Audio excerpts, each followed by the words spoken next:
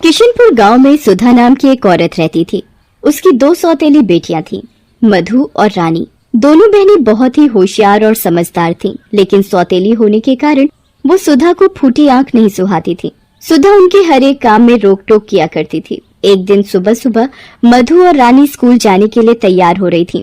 तभी सुधा जोर से चिल्लाकर बोलती है, कहाँ जा रही हो तुम दोनों? काम क्या तुम्हारा बाप आकर करेगा? आप पिताजी के लिए ऐसा क्यों बोलती हैं माँ? वो बेचारे तो इस दुनिया में भी नहीं है। माँ, सारा काम कर दिया है, तभी हम स्कूल जा रहे हैं। हा, बड़ी आई स्कूल जाने वाली। स्कूल जाकर कौन सा कलेक्टर बन जाओगी? पहले खाना बना, फिर जहाँ जाकर मरना है मर। माँ, तब तो हमें स्कूल जाने में देर हो जाएगी। उसकी बात सुनकर सुधा मधु को एक थप्पड़ मारती है। तुझे सुनाई कम पड़ता है क्या? जो कहा है वो कर, नहीं तो तुम दोनों का स्कूल जाना भी बंद करवा दूंगी। दोनों बहनों के लिए पढ़ाई बहुत ही अहमियत रखती थी, क्योंकि वो जानती थी कि पढ़ लिख कर ही जीवन बदला जा सकता है। इसलिए उन्होंने सुधा की बात मानी, फिर स्कूल गईं। ये अलग बात है कि देर से स्कूल पहुंचने के कारण मास्टर जी से उन्हें थोड़ी डांट भी पड़ी। पढ़ाई खत्म करके जब वे दोनों स्कूल से लौटी, वो दोनों अभी सांस भी नहीं ले पाई थी कि फिर से सुधा ने पूरे घर के बर्तन और कपड़े उनके सामने डाल दिए। कर लिया ना पूरे दिन स्कूल में टाइम पास? चलो अब दोनों काम पर लग जाओ। जी माँ। देखो, माँ कहकर मुझे मत बुलाया करो, मैं तुम्हारी माँ नहीं हूँ। और हाँ, ये काम खत्म हो जाए तो रात का खाना भी बना लेना। पूरे दिन की थकी हारी दोनों बहनें काम में लग गईं। काम खत्म करके वो दोनों खाना खाने बैठती ही हैं कि तभी उनका सौतेला भाई गुड्डू उनको परेशान करने लगता है और उनको खाना नहीं खाने देता। पहले तो वो उसे समझाती हैं, लेकिन वो नहीं मानता। तब रानी गुस्से में गुड्डू को एक थप्पड़ मार देती है। गुड्डू जोर जोर से रोने लगता है। गुड्डू की आवाज सुनकर सुधा भागते हुए आती है। क्या हुआ गुड्डू, तू रो क्यों रहा है? माँ, रानी दीदी ने मुझे थप्पड़ मारा। ये सुनकर सुधा गुस्से से भर जाती है और वो रानी के बालों को पकड़कर खींचती हुई बोलती है, तूने मेरे बच्चे को हाथ कैसे लगाया? मुफ्तखोर, मैं तेरे दोनों हाथ ही तोड़ दूंगी, चल मेरे साथ। तभी मधु रानी का बचाव करती है और कहती है, माँ, रानी की कोई गलती नहीं है। गुड्डू हमें बार बार परेशान कर रहा था, वो हमें खाना नहीं खाने दे रहा था, इसलिए रानी ने उसे थप्पड़ मार दिया। बड़ी आई मधु की वकील बनने। अच्छा, एक दिन रानी खाना नहीं खाती तो क्या भूखे मर जाती? चल अब इसे मैं बताती हूँ। 2 दिन तक कमरे में भूखे प्यासे बंद रहेगी, तब इसकी अक्ल ठिकाने आएगी। सुधा रानी को कमरे में बंद कर देती है और बाहर आ जाती है। रानी बेचारी भूखी प्यासी कमरे में बंद रहती है। रात को मधु धीरे से रानी को 2 रोटी और चटनी खिड़की से कमरे में देकर आ जाती है, पर सुधा मधु को कमरे के बाहर देख लेती है और फिर दोनों को बुरी तरह से मारते हुए बोलती है, चोरी सीख रही हो तुम दोनों बहनें? तुम्हें क्या लगता है मैं अंधी हूँ? मुझे नहीं दिखता तुम दोनों क्या कर रही हो? पता नहीं वो कौन सी घड़ी थी जब इनका बाप इन दोनों मनहूसों को मेरे मत्थे मटकर चला गया। धीरे धीरे समय बीतता जाता है। तीनों बड़े हो जाते हैं। जहाँ एक ओर मधु और रानी पढ़ाई में बहुत अच्छा कर रहे होते हैं, वहीं दूसरी ओर गुड्डू का मन पढ़ाई से कोसों दूर रहता है। एक दिन की बात है, गुड्डू कहीं बाहर से आता है और सुधा से जोर से चिल्लाते हुए बोलता है, माँ, मुझे एक नया फोन चाहिए। मेरे सारे दोस्तों के पास नया मोबाइल है, मुझे भी चाहिए। नया फोन? कहाँ से लाऊं मैं नया फोन? अभी मेरे पास बिल्कुल भी पैसे नहीं है। वो सब मैं नहीं जानता, मुझे नया फोन चाहिए तो चाहिए। गुड्डू की जिद को देखते हुए सुधा रानी को आवाज देती है। रानी रसोई में खाना बना रही थी। सुधा की आवाज सुनकर वो आती है। रानी सुन, कल जो तुम दोनों बहनों को स्कॉलरशिप के पैसे मिले हैं ना, वो मुझे ला कर दे। स्कॉलरशिप के पैसे? लेकिन क्यों माँ? गुड्डू को नया फोन दिलवाना है। पर माँ, वो तो हम दोनों की पढ़ाई के पैसे हैं। सबसे पहले तो तू मुझे माँ कहना बंद कर। अगर मैं तेरी सगी माँ होती, गुड्डू तेरा सगा भाई होता, तो क्या तब भी तो इस तरह से इनकार करती? सच ही कहा है, सौतेला सौतेला ही रहता है। सुधा की बात सुनकर रानी भावुक हो जाती है और सारे पैसे गुड्डू को दे देती है। लेकिन गुड्डू के शौक उस फोन पर खत्म नहीं होते।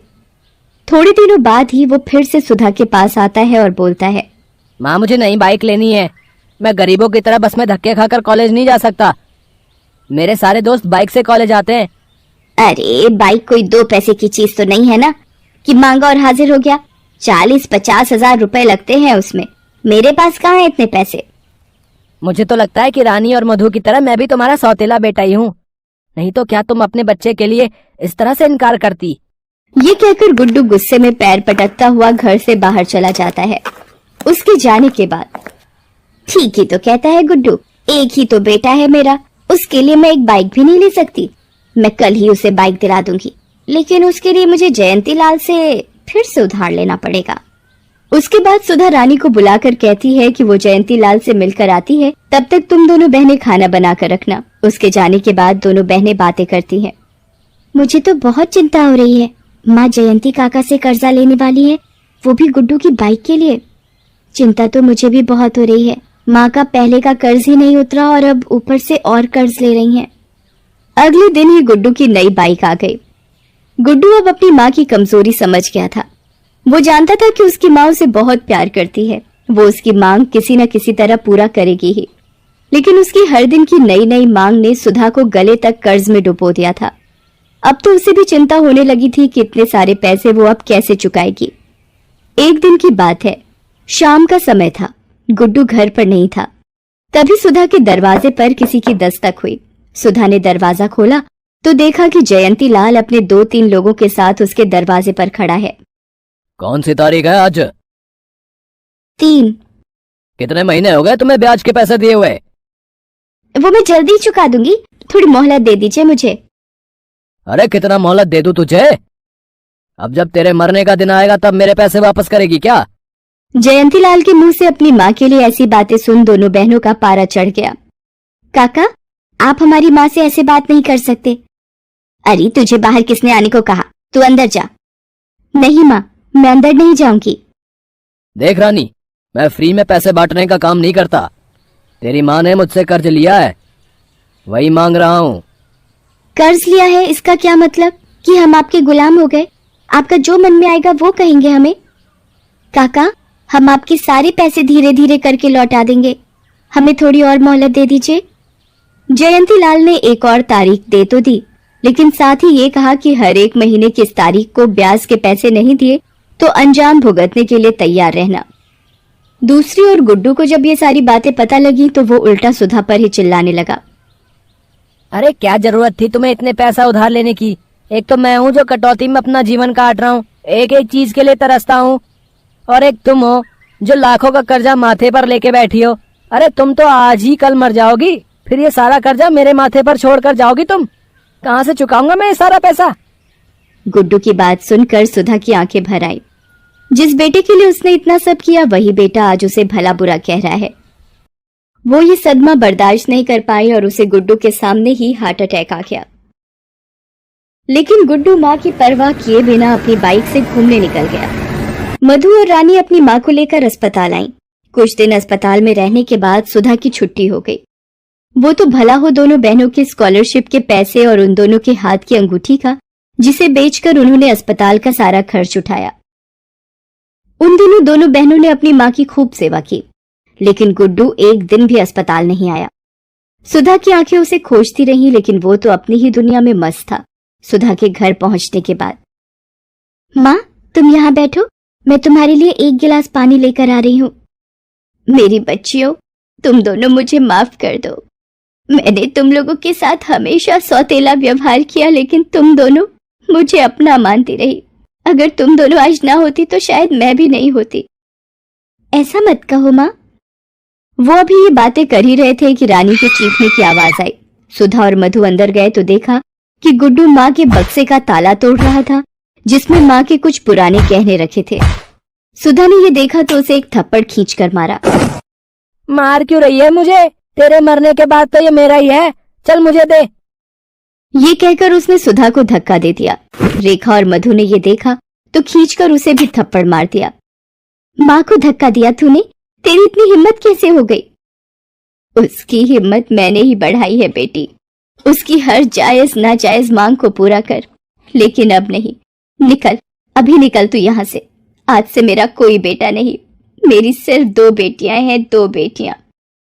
ठीक है, जा रहा हूँ। मुझे भी नहीं रहना तुम भिखारियों के पास। सुधा ने गुड्डू को घर से निकाल दिया। तमाम उम्र जिसने जिन बेटियों को पराया समझा, वही उनकी अपनी निकली। रेखा और रानी ने काम कर धीरे धीरे माँ का सारा कर्ज उतार दिया। नमस्ते दर्शकों, मेरे वीडियो को लाइक कीजिए, चैनल को सब्सक्राइब कीजिए और बेल आइकन को प्रेस कर दीजिए और बने रहिए हमारे साथ रोमांचक वर्ल्ड में। तो दोबारा मिलते हैं नई स्टोरी के साथ, तब तक अपना बहुत ध्यान रखिएगा। धन्यवाद।